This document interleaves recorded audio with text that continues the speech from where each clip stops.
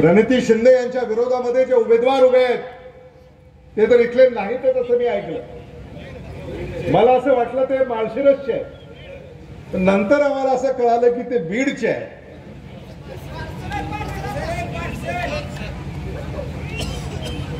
आणि म्हणून हे बीडचं पार्सल चुकून सोलापूरला आलेलं आहे।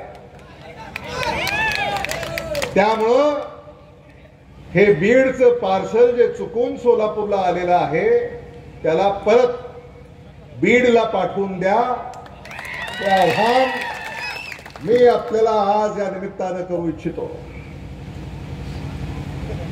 काँग्रेस पक्षाच्या पाठीशी तुम्हाला खंबीरपणे उभं राहायचं आणि काँग्रेसचं एक गॅरंटी कार्ड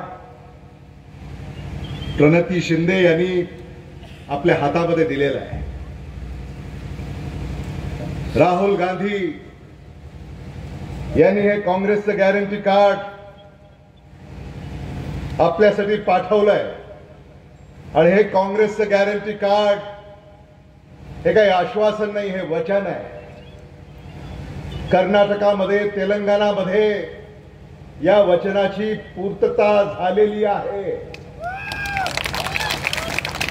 भारतामध्ये जेव्हा इंडिया आघाडीचं सरकार 4 जूनला निवडून येईल तेव्हा सोलापूर मधून हे गॅरंटी कार्ड घेऊन आपल्या लाडक्या खासदार प्रणिती शिंदे या दिल्लीला गेल्या पाहिजेत, तर याची अंमलबजावणी सुरू झाली पाहिजे।